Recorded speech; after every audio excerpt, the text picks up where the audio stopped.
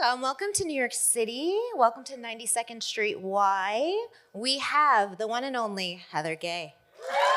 Maybe you've heard of her on a little show called The Real Housewives of Salt Lake City. Mother, businesswoman, entrepreneur, New York Times bestselling author.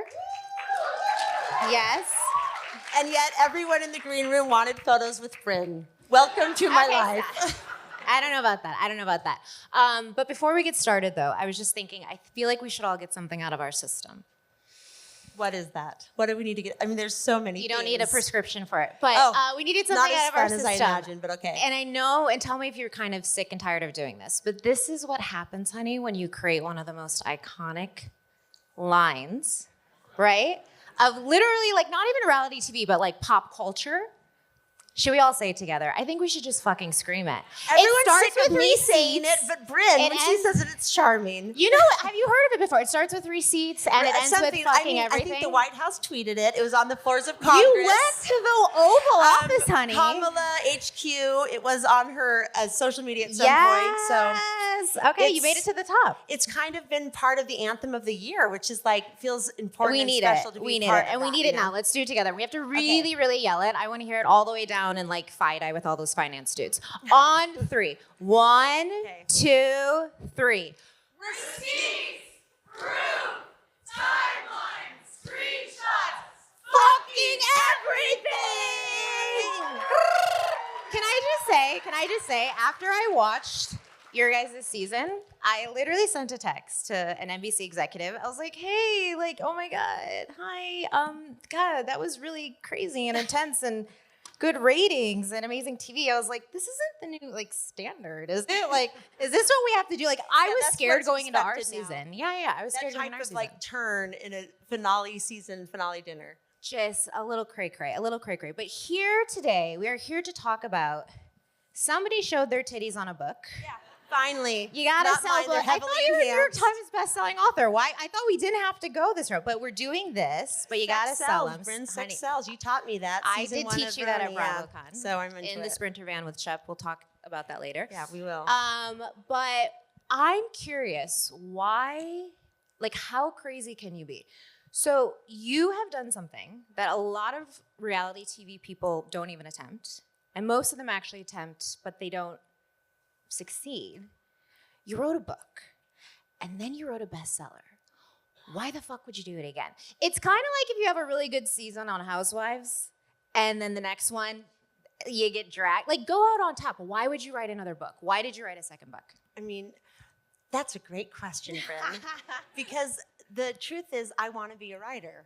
And I am a writer. And I learned that by writing Bad Mormon and by the success of the book, but not only just like the New York Times bestseller, of course, that was like incredible, but it was just the audience that resonated with the book and that reached out, and it really filled a void in my life and gave me value where I had felt invisible. Because in Salt Lake City, it's not like New York. We're not like you guys. Like, we are very insular. We are very virtuous. We are very steeped in the culture of just purity and right and wrong and white and black. I mean, it's just, there's no gray. And so the show, the book, none of it has any value. Like, there's not like star power. Like, none of my close friends from high school acknowledge it, really. No one speaks of the show. No one admits to watching it. We know they watch it. Oh, don't you love those friends? Yeah. I had a friend like that yesterday. She was like, "Oh, TV. honey, I'm so sorry, I didn't watch it yet, but I'm sure." I'm like, "Yeah, I know that you watched it. You watched every I know single that you watched scene. it. You judged because we all watch it because we love it because it's great. Yeah. But yeah, so it doesn't really. I didn't really have value in this message, but then, you know, I got out of that bubble because the book and the show rescued me and kind of gave me this like worldwide audience, and I realized that there were people like me out there, and that just somehow, you know, reflected back like, okay, your message is important, and it's not just important to you and to your children, but it's important to other people, and therefore keep telling it. And I had a lot more to say, but my editor was like, Bad Mormon can't be War and Peace. You're lucky you get a first book deal. Just be, you know, cut it down. So a lot of these were stories that I wasn't ready to tell yet. Okay, so you already, I was literally thinking the same thing. Were there any stories that you were like, oh shit, like maybe I can't be like, I shouldn't be sharing this. This is not going to be good. Because sometimes even, or like, did you have to do any of those phone calls? I don't know if you've done those, but I've had to do a lot of those where it's like, so this episode's coming out and I kind of like said this thing or da-da-da, or I accidentally admitted that I said your name during sex with another guy. Like, you have to make awkward calls to people. Did you have to do that with any? Well, luckily for me, I've been shunned from my entire community, so there's no awkward Good calls for to you. make. And zero Welcome to New apologies. York. Zero, We yeah. love, that's all of us. You're Zero at home apologies. in New York City. That's all. But the truth is, these stories might seem banal to most people because they're just kind of normal life milestones. But to me, they were like secret stories of shame that I had never spoken into existence, that I had experienced but never told, never written down, for fear that my ancestors one day would read it and be like, oh, what has happened to our lineage? The pitfalls of being Mormon royalty. Right? Yeah. I mean, so for real, I really didn't want to put pen to paper of any of these things, but the stories that were hardest to write about were all sex related. And I think that's because the purity culture is just so steeped in me. And then I had 3 daughters, and that's just how I grew up, and that's just what I learned. And so that was kind of part of the immersion therapy, is just like writing about a one-night stand, that was ridiculous, or writing about sex and dating at this stage of life, where I never got to experience that as a young adult. I was a virgin when I got married. I didn't have a wild life. I was a Christian missionary, and then I was married. And now you're doing mission. And now you're doing more than missionary housewife, position. And I'm wearing like micro pants and talking about one-night stands. So my life has been completely Welcome transformed. to New York. Yeah. Yay. And I'm with Brynn, the good Just time move girl here. of all time. Yeah. Just move here. No, I'm serious. But okay, so you did warn a couple people. Who did you warn, and about which? Well, I topics? changed the names. The Tijuana trips in high school. I used to go to Cancun to phone parties. Cancun and is I not was, Tijuana, Brynn. No, and I was reading. There's and a I was big like, difference, and that's kind of what the chapter's about. Yeah. So, which out of all the chapters, which were you most nervous about in sharing? West Hollywood, and a few of the characters in West Hollywood are here tonight. I don't know if they want to make themselves known. Name. Do we have a spotlight? Yeah.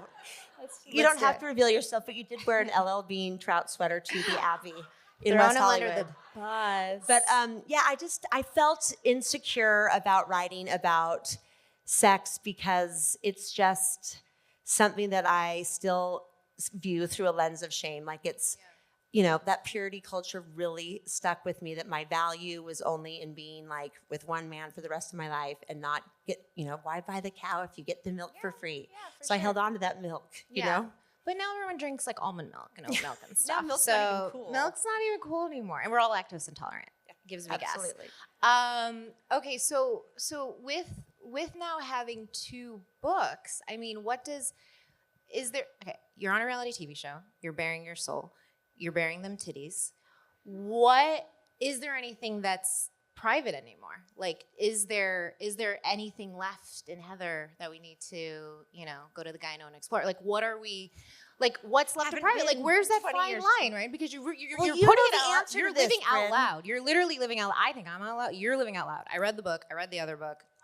BravoCon, you guys on Salt Lake City we are awesome. living out loud. But you're living out loud. You know what it's like being on reality TV, and you don't get the opportunity to hide a lot because if you try, the audience can see right through it. You can see right through it. You can't watch it back. If it's not authentic to you, it doesn't land. And it's kind of like, if you want to strip yourself of all ego and all artifice, go on television. It's like the most crazy conundrum. Do you think that some people but it's do true. it and they don't realize that they're doing it, but they want to actually that's exactly. I did it because I thought, what the fuck? You want me on TV? Yeah. Where do I sign? Whatever I need to do. Yeah. But I knew that if I went on television, I would have to be transparent about where I was in my faith, with my family, and with my life. And I had been living a double life for a long time. And so Housewives, in a way, forced that and rescued that and gave me an opportunity to, it kind of threw me a life raft that I could cling to. And I didn't know where it was going to take me or where it was going to go, but it gave me a future that I didn't ever know I could hope to have. Yeah. Well, right? Reality TV changed my life. Oh It my can God, change you guys. yours. You should can be all a do reality it. TV Don't star. do it. You It can will be literally ruin your whole life. And it will kill your dating life. How is your dating life? I mean, I don't really have one. How is dating in Salt Lake City? There is no dating in Salt Lake City. They're it's like just two dudes, and I they're don't even like- and know. everybody's I bi- don't even know because if there are, I haven't met them. Yeah. It's just kind of like not a thing. There's not an age group of women my age that are going out. Like my best friends have become my castmates because they're the funnest, wildest, Yeah. Best dressed. most alike me girls I know in Yeah. the state, in the Yeah. entire state. And that is because we are a unique breed of women. And most of our friends are married and they don't travel, they don't work, and they are very much traditional housewives. And so it's kind of ironic that we are the real housewives when we are the opposite of all of our friends Someone's at home. gonna change the name. We should maybe change the name. Well, I'm not even a housewife. I mean, I'm not a wife. You know. Nor yeah. am I. Yeah, right. I mean, and I got a lot of shit for that season So one did because I. they're like, how is she on the Yeah. show? Oh, I still get the Instagram comments like, "You're not even a wife," Yeah. and I'm like, "Tell me something. Tell me something I don't know." Like, give me a ring and I'll Really- be one. Yeah, really. I love though what you're saying about relationships because in the book when you discuss divorce and loneliness and what that's like, I know that you keep saying, "Well, you live in Salt Lake and it's such a bubble," but I was talking with a couple of girlfriends about the chapter last night, and they're like, "No, that's actually everything you shared is so relatable, regardless of which city and you're in." So, can you share a little bit about that chapter and how it kind of now relates back to now with dating and where you're at? Yeah, well, kind of at this stage of life, which sounds like AARP, but I mean, Or that's where I'm AA, at. even more fun. It's, you find yourself stuck between a rock and a sometimes not so hard place. You know what I mean? It's like there are. I don't do soft. I just start making sex There's jokes. no. Okay. I mean, it's just So, there's yes, not rock in a hard place. I get it. There's you got it. You get it. Spoken. There's not an. I used to think it was about lack of opportunity and lack of a target-rich environment, and maybe all of that plays into it. But as I've been talking about press for this book, and that chapter's come up a lot, I'm realizing more that I don't think I've ever just dared to hope or try because it didn't work out for me. Love, the fairy tale, partnership, maybe it's just not for me because I'm a good time girl and not a good time wife, or a good time girlfriend. So, but I think that that's maybe why I've made it be all circumstantial. And now I'm starting to realize that it might just be that I was, scared to hope or try. I think that's literally where I've been at. I started grieving a couple years ago. I'm like, maybe I had this weird realization. I was like, maybe I'm just never going to get married. And you hear the statistics now, 1 out of every 4 people over the age of 40 is going to always stay single and the world's on fire and everyone's going to die and whatever. But I'm like, maybe I'm like Jen Aniston. Maybe that's my thing. I'm just Maybe not. you're a I'm an spinster. Aquarius too. Oprah and Janet, they're both not married. I'm like, maybe that's my thing. And then I was like, and I had to go because I was raised very conservative Catholic Indiana, and it was always you get first comes you fall in love, then you get married, baby, all by the age of 25. So I'm like, maybe that's not my story. And then I grieved that for a bit, and then I was like, wait, when I let go of that pressure, I was like, I'm a happy little bitch. I got stuff going on. Yeah, what are you I'm grieving? Because fine. look at Yeah. your life and look at where you when are I and let what go you're of the doing. pressure of the thing that I didn't do that. I'm like, wait a second, I'm over here just straight chilling, and I'm good. So it's Not good. You're great. Oh, You're and spectacular. I'm having a good time. You are spectacular, I and you love are you, one of a Benny. I kind. love And you. I think that a lot of women feel that. If we don't achieve this standard of what success looks like for a woman, which has traditionally been a husband and kids. And the truth of that is the successful women I know, I don't even ask about their husband or kids. I don't care because it's totally Doesn't matter. unimportant. And I when ask when I think have nothing better to Literally. say. How's the kids? How's that husband yeah, of yours? You getting laid? You gotta. No, and Yeah. not, and nothing. Oh, I saw this funny TikTok the other day where it was single people should start asking married people or saying the same thing that they say to us. So it's like, did you find anyone? It's like, did you find a divorce lawyer yet? Yeah. I can't believe it. We should go through the whole list of questions. What's the sex like? What's it like? Give them the I don't know questions how right I would back. do it if I were you married. We should hold people to the same standards. No, it's true. And there's the chapter in it about spinsters and that word and the power of that word and the stigma of that word and how, even though it didn't work out for me, I got married, it was miserable, it was hard, I shouldn't have stayed, but I have 3 children who, kept me alive and have been my reason for everything and are, obviously my greatest joy now.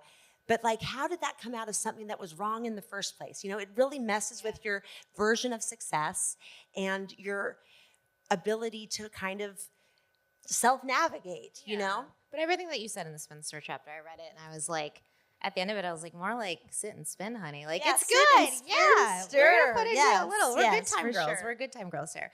Okay, wait. Speaking of good time girls, Lisa bestowed this phrase She did. upon you. What does, now from when it originally was said, and now sitting here on this stage in this moment after this amazing week and all the fabulousness that you have created yourself, what does now good time girl mean to you from what, when it first came out of the mouth of it Lady might Lisa? Not surprise anyone in the audience, but Lisa Barlow had it right all along. She's never wrong, and she was not wrong. She calls it like she sees it. And sometimes it's the comments or the shade that cuts the deepest because it's the truest. And the truth is, like, I would have loved to have been a good time girl. I would have loved to have danced on tables and met lots of boys and gone to parties and been in a sorority and been in a wet t-shirt contest and probably would have won. You know, I would have loved. Honey, there's still time. There's still time for you. I'm old and it's inappropriate now. But that moment was gone for me. And so to be even called that, when it's like, I had to go to BYU. I had to wear garments. I had to be a virgin. I couldn't even, like, openly take a shot with my friends, you know? Like, I didn't get to be a good time girl. And so the lens of shame that title carried really showed me how much of that culture I was still carrying. So, like, thank you to Lisa Barlow for pointing it out. Season 1, it took me 4 years to reclaim it as a badge of honor. But as you know, in Housewives, sometimes things you say are weaponized in both good and bad ways. And I am so grateful to these women for giving me the opportunity to, you know, become the good time girl that I was when I was 10 years old and thought it was never a possibility. It kind of helped you own your narrative, or like claim your own narrative, because we took a shot backstage before it came on. So now she's doing that. And the first time we ran backstage, I was like, look, I don't really have a top on. She's like, I don't have pants. Together we make one full outfit. One really good time girl. No top, no pants, no problem. Wait, speaking of Lisa, do you think, this is a very serious question, do you think Lisa's going to ask you for residuals? No. I've read her the parts, and she is so supportive. She's like, you have such a strong voice. You are such a good writer. And compliments like that, if you know my history with Lisa, they don't come easily, and they are cherished by me, because the reason we fought so hard and so viciously is because I was so hurt, because I did, you know, she brought me on the show, and she was this, you know, icon of sorts. And she, you know, that history is real, and our friendship now is real too. And that makes me feel even more confident and strong, because, you know, I see now why she wants to be my friend and why she didn't back then. You know what I mean? Like, you can see the transition. Nice of you. That's very nice of you to say. Okay, wait, speaking of your castmates, okay, because you're the only one that's written a book. Yeah, 2 books, Brynn. High five. 2. Give it up. No, that was my next line. And a New York Times bestseller, right? I'm a book nerd too. So let's go through. Who are your castmates? Who do you think would be, because now after they smell all this success, who do you think would be the most likely to write a book, and who would be the least likely? And then you have to say why. Okay, that's easy. where we talk shit about her castmates. Listen, I know, and I love these women, and I can talk shit, and I can talk praise. Shit. I will tell you. I mean, I'll just tell you what I think. I think the most likely to write would be Angie Katzenevas, and I would love to read her book. I would love to read her story. It is layered with culture and heritage and, you know, strife, and is really a true story of family, and she is a true story of success. So I would love to read that memoir and or whatever it was. I think least likely to write a book would be, you know, honestly, it'd be Meredith, because she GAF, you know? She'd be like, it's my life, it's private, and it's perfect. Why there'd be one page? Why would I bother to tell any of you? This is trash. Like whatever. Like Meredith just doesn't need any of it. Yeah. That's cool. And that's a vibe. it's a vibe. Yeah, that's and a total like, vibe. she would never do this shit. You know what I mean? She'd be like, "Oh, I'll be at the fundraiser later if you want to meet me." Yeah. She doesn't speak like Dame But you're a Edna, but I like to hustler. pretend she does. But you're a hustler. It's good though. It's good. It's good. I think out of yours, I don't know who I would want. I don't know if I was on mine. Mary. But like, where would Mary sell her book? Like, what section? It'd be like science fiction, or like it'd be a weird vibe. Well, Mary's book would be. Honestly, I think after the last few Like a episodes of Salt Lake mushroom City, trip. I think her book should be under parenting. Because I think she has shown a remarkable job at parenting. And as a mother that's terrified to have those conversations with my children, I was so blown away by her transparency, by her honesty, and by what she said. Like, as a mom, you feel that, like, I'll find you, you know, and I won't judge you, and I'll help you, and I'll do whatever it takes. And that takes an extreme amount of, like, honesty and bravery. And I give props to her son for being so forthcoming. And a sign of a good parent is when a kid feels like they can really talk to you and be that honest. And so I would put her book under parenting. Oh, don't you love Housewives? It like gets all ratchet and stuff, and then it's like, oh my God, so sweet. No, but truly though, no, that was amazing. It was an incredible scene. Okay, so actually, there's something that you don't know about. So everyone in the audience tonight, okay, has actually agreed to buy 10,000 copies of your book. Oh my gosh, thank you. No. It's in New York. It's negotiation. The tree We're lighting starting ceremony. negotiations. Like, I love an underdog story. We go up against the lighting of the tree. No. So everyone's agreed to buy 10,000 copies. If you have to take out your phone, you have to scroll to the most recent Bravo celebrity In my DMs? that you texted, and then you got to read the text. Let me see. I'm not gonna fuck around. Does it have to be a Bravo celebrity? Oh, honey, we have celebrities in the house. Not this D-list junk. We got the real deal. Who you got up in your... What are you doing over there? No, let's stick to Bravo celebrity. Okay. We'll keep it PG. What year's? Well, the last one was from Whitney Rose. The next one was from Angie Kay. The next one was from Lisa Barlow. Those are like, I feel like, and then the Good Time Girls. That's my group chat with my kids, and it used to be called Gossip Girls. Aww. And then my daughter went in over Thanksgiving and changed it to Good Time Girls. And then the U.S. Trademark Office was like, absolutely not. It's just a group chat, but they they're Bravo celebrities. Okay, then celebrity then. Because you brought this upon yourself. You know what? Truth is, I got a voice memo on Halloween from Sarah Paulson, which, like, exactly. And I'm like, I will die now because I've been out trick-or-treating dressed as Buzz Lightyear. It was an unintentionally sexy Buzz Lightyear, but that was unavoidable.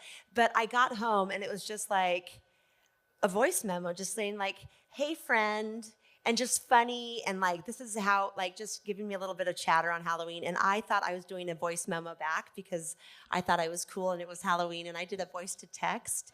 I said, oh my gosh, this is my first voice memo. I'm so into it. And then I sent it, it just went voice to text and sent, and I was like, oh my gosh. Undo. Like, I've ruined it forever. Oh my God. And she just sent back an LOL, and that would be my most proudest moment.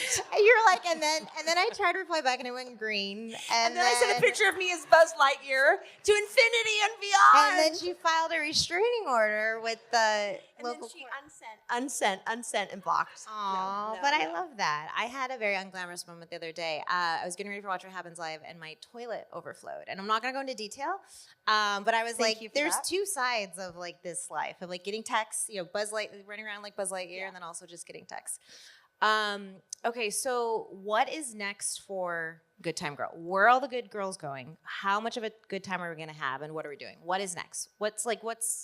Well, I mean, we're in the middle of season 5 right now. We are filming Reunion this week. Tomorrow.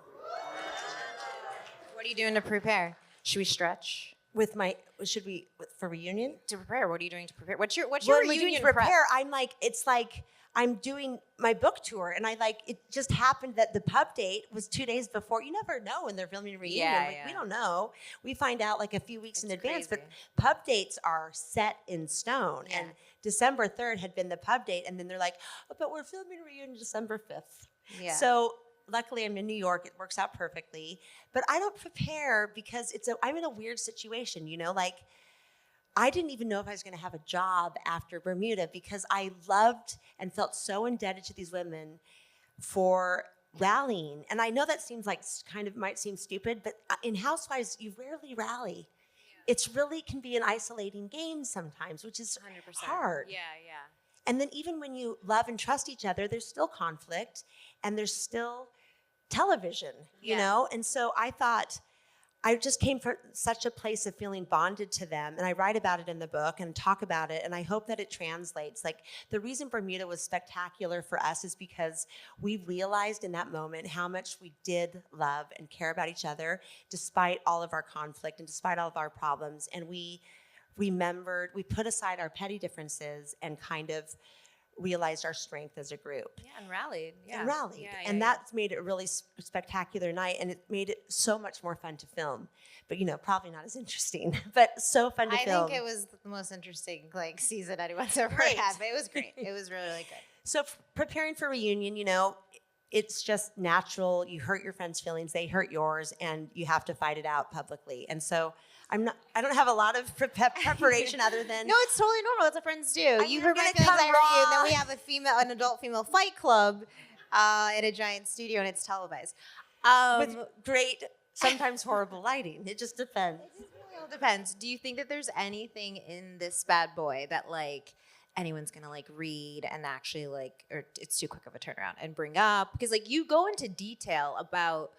You give so much more color to so much that has actually happened on the show, which I love because as someone who, there's so much more that we tape and film that's not in the edit. And then everyone judges what they see and you're like, you don't know, you didn't see the full story and whatever. And you went there here. So is there anything that you think will be brought up or that you're happy that you were able to address in the book? I mean, I'm happy I was able to address everything in the book. I don't think my castmates, they've read it. I've read it to them. They all got advance copies. There's a chapter dedicated to Angie K, but it's, I do call her the worst wingman ever, but I don't think that that's going to come up at reunion. But I think that there's, I don't think that the book is going to color anything at reunion. I think that they're just like, what? You wrote a book? Okay. Well, we have reunion tomorrow, so let's do this. Oh, okay, fun. Should we take some little questions? Does anyone have a little question for the... This is Lauren, my publicist from Simon & Schuster, and she's fantastic. She had to do the Bad Mormon Black Eye publicity tour. Okay. Yeah, give her a round of applause. Get it, girl. Okay. Ready? Okay, fun. What is your... I wish there were names on. Are there names? No. Yeah, we'd like you to stand up and Yeah, reveal, can you unless they're stand up and mean. If they're reveal? mean, stay in the dark. Okay. What is your relationship with God and organized religion as of today? Do you keep a faith or a spiritual practice? Great question. I write about this in the book, in the West Hollywood chapter, in a moment of dire need. I don't know if it was by conditioning or by spiritual impulse, but I said, let's say a prayer. And for 4 decades of my life, everything was centered around God. And every choice, what I wore, what I ate, where I went, what I said, how I parented, how I thought, and then to leave that, and it feels like such a betrayal and such a loss because it wasn't God that, kept me from being my authentic self. It was organized religion. Yes. And high demand religion is everywhere. It's in a lot of different faiths. It's not just Mormonism. It's not unique to me. But I think an expected ideal of, I don't have a spiritual practice other than trying to love myself and represent positivity for my daughters because I have a lot of self-loathing, and I think that comes from religion sometimes, that guilt and that lens of shame. And so my spiritual practice now is to try to be positive and set a good example and say, if I wouldn't say that to my daughters, don't say it to myself. And I would love to have a better relationship with God and explore, but I'm scared of organized religion. I'm scared of how drawn I am to ritual and tradition and all of the things that I believed were the hallmarks of success. And I've now been shown that there are different paths and that there is no right way to live your authentic life. Well, give yourself time, give yourself space. Give yourself a little space. No, I mean, I think my personal belief is that God's with the whole thing. All the religions actually are kind of the same. And if you read, I've read the Quran, I've read the Torah, I've read the Bible, and actually it all starts the same. It's just the same train, Adam and Eve. It gets off at different stops with different prophets. So we could go on and on about that. But I feel like what you described with your daughters that sounds like religion that I'd want to be a part of, Yeah. So. I'm feeling it. It's very new for me to have this kind of matriarchy and embrace it, but I'm feeling it and it makes me feel hopeful. Yes, give it time. Okay, that was a great question. Little clap. Clap for the matriarchy. It's like the person who Thanks, submitted guys. the question is like a clap. I love it. How has your personal definition of good time girl evolved over time? We kind of talked about that, kind of how we've gone from, Well, it went from this horrible accusation, and it was really Girls Gone Wild, but in Housewives speak, we mess everything up. I said, that plane has already landed, the ship has sailed, and so they said, you're a good time girl, meaning a Girls Gone Wild, Yeah. And probably because that was my secret desire to be a girl gone wild. There's still time. I hid from it, and I was offended by it and horrified by it, and I ran from it. And now I'm embracing it. I'm writing about all the moments where I was a good time girl and was afraid to admit it. And it feels kind of freeing. And someone today told me that it's a feminist book and it should be a manual for women's studies. Yeah. And I used to think feminism was a bad word, and feminist was I don't want to be a feminist. I want to be a wife and a mother, Right. But Feminism now I was being a wife, and those were exactly. And now I'm realizing, no. Yeah, it is a feminist manifesto, and it's I used to think it was for the world and to the audience, but it was really for my daughters, and they love it. And so, good time girls all around. I'm very proud. Oh, I love that. Thank you. Yay. Okay, what is your favorite memory so far of your career as author and housewife? Love you. Everybody loves you. Wow. What's your favorite memory so far? My favorite memory is walking out at our last event for the Bad Mormon book tour at this gay club called Milk that is owned by my friend Brent, who came from also the same faith, same history, same story. Exact same. And walking out there, it was at capacity. It was standing room only. It wasn't like a book event like I thought it would be. It felt like a concert.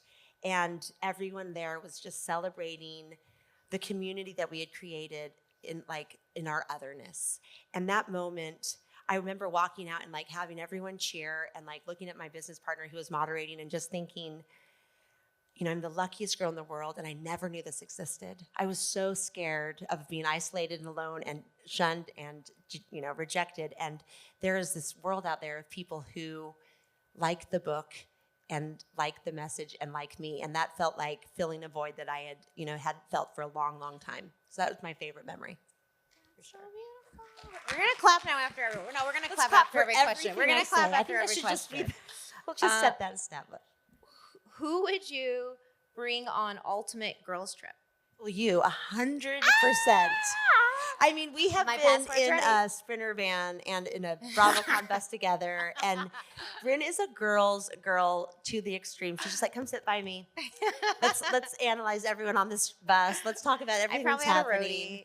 No, absolutely would love to travel with you. Ultimate girls trip is hard because, it's bringing in alphas from all over, and you have to make friends fast, and you're judged quickly. So ultimate girls trips are difficult, but I feel like we would rally. I feel like we would have a good time. I would love to have you on a trip with me. I remember, what was it that you were just telling me backstage, that when I met you, what did I say? I was probably drunk. You were like, did you watch? What do you think? What do you think of Rhodey? Yeah, I was running around BravoCon, like, tell me what you really think. Like, I like a constructive feedback loop. I'm like, tell me what you really think. Because everyone was like, it's so great. I'm like, you're a star, you're a star, you're a star. I'm like, what is it? Because I really like you guys. I mean, especially what you accomplished in the few seasons that you did. And then there's Beverly Hills. And like, I watched the old New York. Like, I loved them. I still rewatch 8 when I'm like feeling emo. Like, it's just hilarious. Like, you can't recreate that. There was a time and place that like most of it probably wouldn't be appropriate anymore, but it was genius, you know? Like, I love The Bachelor, I love The Bachelorette. So I was like running around BravoCon, but like, tell me what you really think. Tell me what you really think. And you were super kind. I said I had watched Roni and I had watched Brynn and I was mesmerized by her. And I watched her as a fan. And I didn't even, you know, you're a star when you watch as a fan, you don't even remember that you're also a housewife. Oh, yeah. And when you sat next to me, sorry, you, and asked me that, I just said 0 notes because I think you are so transparent, so charming, and such a force. And I love watching you, and I wouldn't want you to change one single thing. Thank you, my love. But it was honestly from watching Housewives and watching, like you said earlier, when you're watching these shows, like you can tell when people aren't being real. Like you can see it through. It's the reach, you know? Yeah, you can just great the reach. audience, they can see through whether you're being real or not. And so in watching you too, I was like, okay, wow, if I can just go in, especially about past and opening up and shame and things that happened a long time ago, different thought processes and different philosophies and things like that, and being like, I'm just gonna go on the show and kind of just bare my soul and then bare my boobies on the front of a book, but it's inspiring, you know, like it's really, really inspiring. So Thank you. Samesies. Okay, what is the wildest procedure you have heard requested since opening Beauty Lab? Oh my gosh, crazy shit. What? What is it, and how do I sign up? Okay, so the latest and craziest, I mean, the weird one that actually got us a lot of social media attention was the pea shot, which you can like enhance and girth and a little bit of, you know, I wouldn't know, but I guess a little bit of hardness or whatever. Like you can do all these things with injections, but I put a meme on of this elephant like swinging his trunk around violently and like, we've got the pea shot at Beauty Lab and Laser. But the weirdest thing right now is we are injecting filler in the balls of women's feet. Oh my God, I didn't think you were going to say high heel feet. Pain because we put so much pressure. I mean, this is it's all really, we take needles bad. everywhere, guys. So don't cry for Argentina because this is what it is to be a woman in this modern day. So if you have a really hard time in heels and a lot of pain, you can put a little pad of filler on the ball of your foot, and it's like a built-in little cushion, a little Dr. Scholl's. Costs a couple $1,000s, but yeah, women like we offer anything. We don't judge. We are beauty by the people, for the people. If you want it and it's medically sound and safe, we're gonna give it to you because that's what medicine should be. Yeah, for sure. You can also spray fun fact, you can spray your feet with lidocaine spray before you put so on heels. numbness and It's filler. still numbness and filler. And instead of changing shoes or wearing shoes like men wear, we're just going to do lidocaine spray and inject filler. Yeah. Feminism. Feminism. Yay! Look at us. Okay. We're so messed up. This is good. I'm interested in this. What has been the worst part of becoming famous? And then what has been the best part? Famous. Thorn and Rose. Thorn and Rose. Listen, social media is hard. It's, you know, my therapist tells me it's not real. It's real. It feels real. The comments hurt. The trolling hurts. And you just can't look at it. And what's the hardest part about not looking at it is that you miss out on a lot of the love and a lot of the fandom and a lot of the joy. And I don't think that's the hardest part, but it's definitely a hard part for me because I love social media and I love connecting and I love what it's opened up for me. But it's also, you know, a tool that can make you doubt yourself and feel terrible about yourself. And I am an overthinker and you know, it's hard to navigate. The second worst part is the expensive clothes. Like, it sucks. Yeah. It sucks. Like, I don't want to have to buy expensive outfits and wear them one time.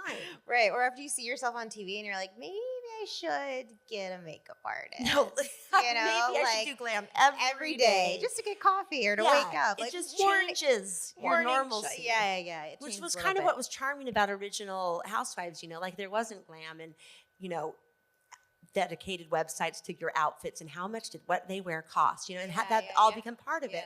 But the best part is absolutely the community and the opportunities. Like, my life has transformed. I was a shell of a person. I was absolutely dead inside. And I hate saying that because I loved my daughters and I loved being a mom, kind of. But I just had no hope of a plausible future. And lack of hope is really, I guess that's like, I was probably clinically depressed, but I just thought it was my circumstances, And the best part is the community, the opportunity. Like, I'm sitting here in New York City with people that bought a book with my tits on it. And me 6 years ago could never have imagined this day. And writing has brought me so much joy. And these books have brought me so much joy. And the show has brought me so much joy and opportunity that I truly feel like the luckiest girl in the world. Oh, well, you are. You deserve it. You fucking deserve it. After that moving one, let's go to a weird one. Would you ever, was this one for me? Would you ever date Shep Rose? Listen, Shep has energy. It's pretty Well, toxic. what sort of energy? Wait, what sort of energy? I said he has energy, just generic. Oh, he has energy. Okay, generic energy. Okay, it can go We're either not putting way. any consonants in front of, not No, a I just went to Vanna White, B or D. Like, I hung out with Shep in Miami, and When? just over FanFest. Oh, tell us And more. like he hooked me and my daughter up with a Miami Dolphins VIP experience, and it was incredible and so fun. I did turf it in front of all the VIPs, and I have a bruise to show it. But I wouldn't date. The truth is, Shep would never date me, and I've heard him speak about the women he wants to date, and they are 30 and under, and Shep would never date me. But the truth is, I am drawn to toxic masculinity. I don't know why. It's part of the patriarchy. We had a It's all driver childhood stuff. today It's fine. that It's like fine. fought with everybody, honked, pulled in front of semis, and I was like, You're like, "Give me his number." I'm you're in trouble because that's like every taxi and Uber in New York. Yeah, You're that's gonna why be I'm the biggest moving whore to of the city. Manhattan. You're gonna be like, that's truly, really I'll be different. like, I don't need to go to my destination. I know exactly where I want to go. Just take me So to yeah, JFK I'm and take the drawn tunnel. to all the male stuff, but Shep would never date me, but like I love men of all shades. He would be a very lucky young man if he had the honor or privilege to date you. Yes. Wait, hang on. So back to dating. What are your? Do you have hope? Do you have hopes for dating? I or mean, are I you just dating? cried Are you like on the 5 minutes apps? ago about I'm finally having hope, and it's like literally happened this week that I'm having hope.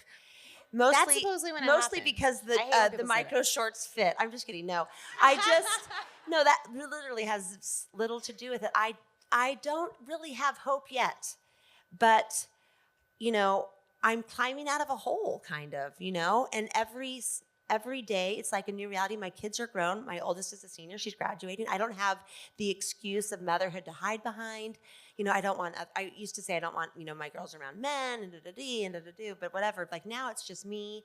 And one of my dear friends is in a wonderful relationship, and I thought he was going to be single with me forever. So now I'm like, maybe I should hope for myself too.